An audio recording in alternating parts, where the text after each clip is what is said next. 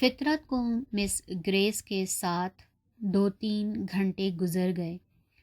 فطرت نے کھانے کا بل ادا کرتے ہوئے اپنی گفتگو کا نچوڑ پیش کیا اور مس گریس کو یقین دلایا کہ پاکستان میں ہرگز کوئی گھٹن نہیں، نہ آرٹسٹوں کے لیے اور نہ عام شہریوں کے لیے۔ یہاں آرٹ ترقی کر رہا ہے اور انشاءاللہ کرتا رہے گا۔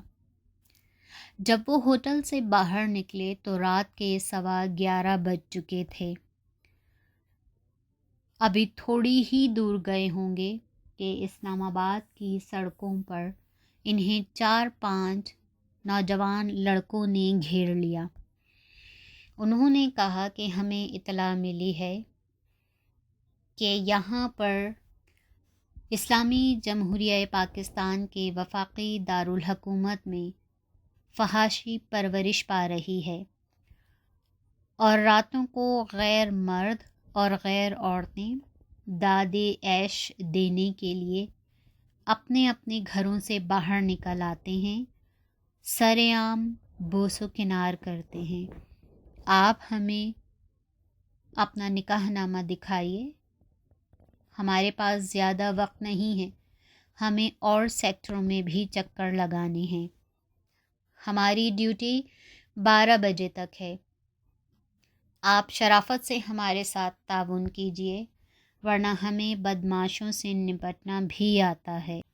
فطرت نے اپنا شناختی کارڈ دکھایا۔ انہوں نے کارڈ واپس کرتے ہوئے کہا، اس سے صرف یہ ثابت ہوتا ہے کہ آپ ادارہ شناخت میں کام کرتے ہیں، یہ ثابت نہیں ہوتا کہ آپ دونوں میاں بیوی ہیں۔ فطرت کو یوں محسوس ہوا کہ وہ ابھی اسے اور اس کی مہمان کو گھسیٹ کر کار سے نکالیں گے اور سرعام مارنا شروع کر دیں گے۔ اسے نجات کی کوئی صورت نظر نہ آئی تو اس نے کہا، بھائی معاف کر دو، آئندہ رات کو باہر نہیں نکلیں گے۔ معافی تو اپنی جگہ ٹھیک ہے، لیکن ہم کیا یوں ہی بیکار سڑکوں پر پھرتے رہتے ہیں؟ فطرت سمجھ گیا کہ ان کا اشارہ رشوت کی طرف ہے۔ اس نے اپنی جیب سے 100 روپے کا اکلوتا نوٹ، جو وہ احتیاطاً ساتھ لے آیا تھا کہ کھانے کے پیسے کم نہ پڑ جائیں، نکال کر ان کے لیڈر کے ہاتھ میں تھمایا اور انہوں نے راستہ دے دیا۔ راستے میں مس گریس نے پوچھا، یہ کون تھے اور کیا چاہتے تھے؟ دراصل آج کل حکومت کو رپورٹیں مل رہی ہیں کہ غیر ملکی تخریب کار پاکستان میں گھس آئے ہیں اور ان کا ایک گروپ اسلام آباد پہنچ چکا ہے۔ شہریوں کی جان، مال اور عزت کے لیے شہریوں کی کمیٹیاں تشکیل دی گئی ہیں جو رات کو گشت کر کے انتظامیہ کا ہاتھ بٹاتی ہیں۔ اس پارٹی کو جو ہی احساس ہوا کہ میں ایک شریف شہری ہوں اور میرے ساتھ غیر ملکی معزز مہمان ہے، تو انہوں نے لمبی ضرورت سے لمبی معذرت کی اور جب میں نے انہیں معاف کر دیا تو وہ چلے گئے۔ انہوں نے جاتے ہوئے مجھے کہا، میں ان کی طرف سے آپ سے بھی معافی مانگ لوں۔ نہیں، معافی کی کوئی بات نہیں، اچھی بات ہے کہ تمہاری حکومت محتاط ہے۔ فطرت نے ڈرتے ڈرتے مس گریس کو اس کے ہوٹل میں چھوڑا اور خود اپنے گھر روانہ ہو گیا۔ فطرت اس واقعے سے اتنا زٹھ ہو چکا تھا کہ وہ گھر میں داخل ہوتے ہی اسٹوڈیو میں گھس گیا اور کرسی پر بیٹھ کر گہری سوچ میں ڈوب گیا۔ اسے پتہ ہی نہ چلا کہ زبیدہ اپنے پلنگ سے اٹھ کر اس کے کمرے میں آ چکی ہے۔ جب فطرت نے اس کی موجودگی کا کوئی نوٹس نہ لیا تو زبیدہ نے تلخ لہجے میں کہا، کچھ میرے ساتھ بھی بات کرو گے یا اسی چڑیل کے خیالوں میں کھوئے رہو گے؟ کون سی چڑیل؟ کس کا خیال؟ میں سب جانتی ہوں۔ نہ بولوں تو الگ بات ہے، ورنہ یہ نہ سمجھو کہ میں گھر میں بیٹھی رہتی ہوں اور مجھے کسی بات کا علم نہیں۔ میں تمہاری ایک ایک حرکت جانتی ہوں۔ وہم نہ کیا کرو، وہم نہیں، حقیقت ہے۔ گھر میں بیٹھے بیٹھے کیا الٹی سیدھی باتیں سوچتی رہتی ہو؟ الٹی سیدھی باتیں نہیں، سچی سچی باتیں۔ لیکن تمہیں کیا پتا میں کہاں تھا اور اپنے سینے پر کیا غم باندھ کر واپس آیا ہوں۔ وہ چڑیل جاتے وقت غم نہیں دے گی تو کیا دے گی؟ چٹی چمڑی جو ہوئی اس کی، ورنہ مجھ میں کیا کمی ہے؟ تم پہیلیاں نہ بجھواؤ، سیدھی سیدھی بات کرو۔ ہوا کیا ہے؟ ہوا یہ ہے کہ تمہارے جانے کے بعد ریاست صاحب آئے تھے۔ ریاست؟ کس وقت؟ وہ تو کبھی نہیں آیا ہمارے گھر۔ ضرور کوئی کام ہوگا اسے۔ کیا کہتا تھا وہ؟ اس نے آتے ہی پوچھا فطرت واپس آ گیا یا نہیں؟ میں نے پوچھا کہاں ہے تو اس نے مجھے بتایا کہ صبح ایک میم دفتر میں آئی تھی جو تمہاری پرانی جاننے والی تھی۔ پتہ نہیں کب سے تم نے کہاں کہاں دوستیاں لگا رکھی ہیں۔ بہرحال اس نے بتایا کہ تم نے اس کے ساتھ کوئی ٹائم مقرر کیا تھا، پتہ نہیں کیا نام بتایا تھا۔ جب تم تیار ہو کر جا رہے تھے تو تمہاری تیاری دیکھ کر مجھے شک تو ہوا، لیکن میں سمجھی شاید کسی فنکشن میں جا رہے ہو۔ مجھے نہیں معلوم تھا کہ کسی ولایتی چڑیل کے پاس گئے ہو اور آدھی رات اس کے ساتھ گزار دو گے۔ کیا وہ بہت خوبصورت تھی؟ مجھ سے بھی خوبصورت؟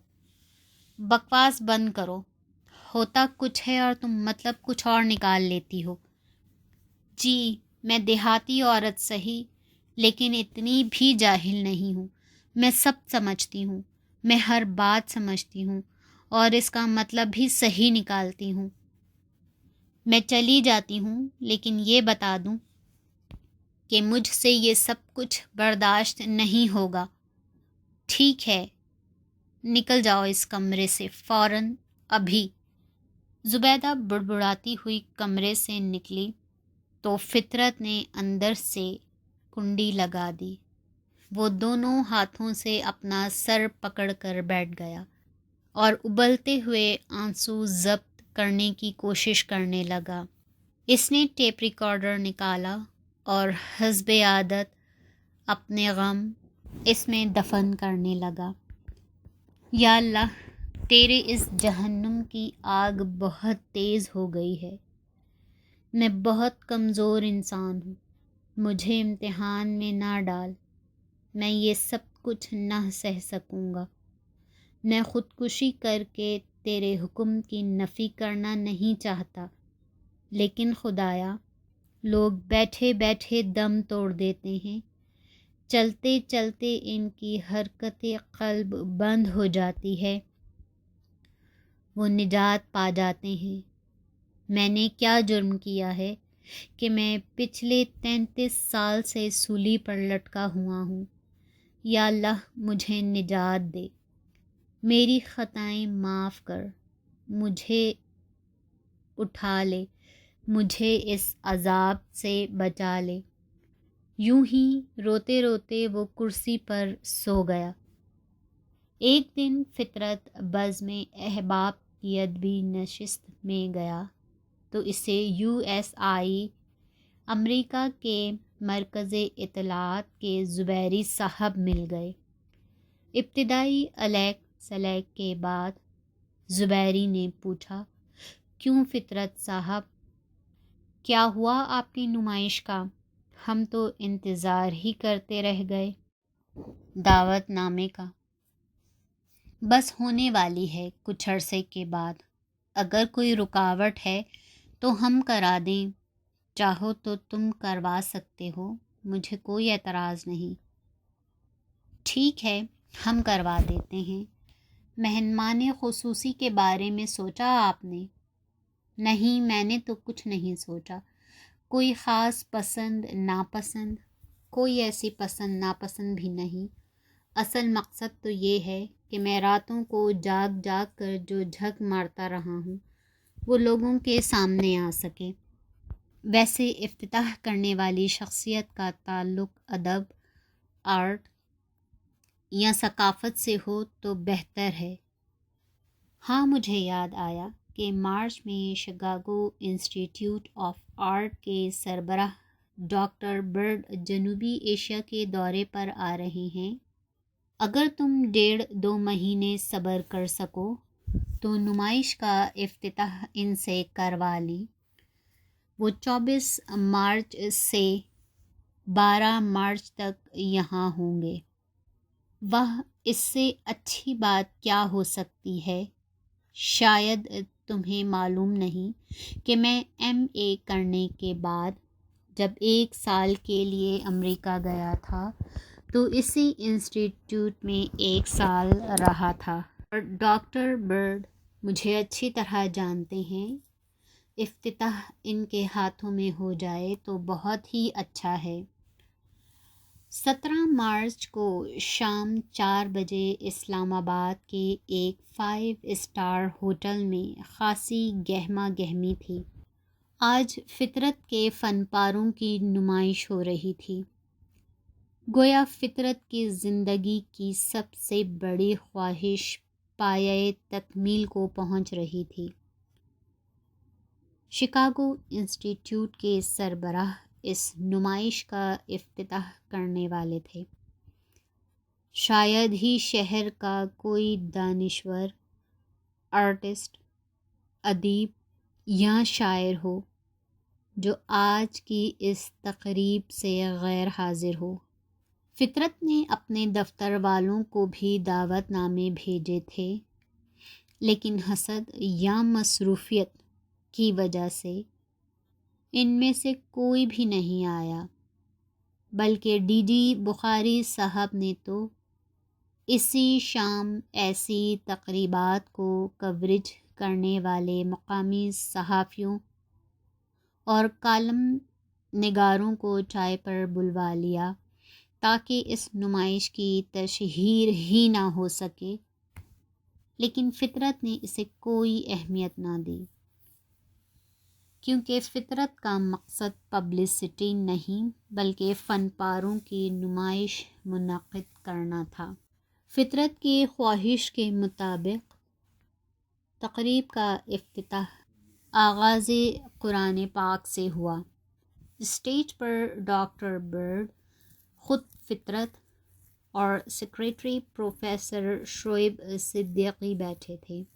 مضامین پڑھنے والوں میں یونیورسٹی کے پروفیسر صفدر، مقامی آرٹسٹ اصغر اور فطرت کے ایک ادبی دوست بشیر گنجاہی تھے۔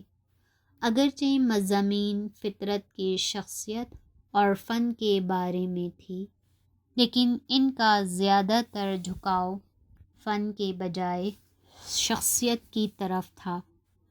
شاید اس کی وجہ یہ تھی کہ وہ فطرت کو تو جانتے تھے، لیکن اس کے فن کے متعلق زیادہ معلومات نہ رکھتے تھے۔ یہ کسی ڈاکٹر برڈ نے پوری کر دی تھی، جنہوں نے رسمی تقریب میں شرکت سے پہلے فطرت کے کام کا بغور مطالعہ کیا تھا۔ ڈاکٹر برڈ کی تقریر کے 2 حصے تھے۔ پہلے حصے میں قوموں کی زندگی میں آرٹ کی اہمیت کو واضح کیا گیا اور دوسرے حصے میں فطرت کے فن پر روشنی ڈالی گئی تھی۔ ڈاکٹر برڈ نے تقریر کے پہلے حصے میں فرمایا، قومیں اپنے کیریکٹر یا کردار کا اظہار اپنے کلچر کے ذریعے کرتی ہیں، اور اس اظہار کا ایک مؤثر میڈیم پینٹنگ ہے۔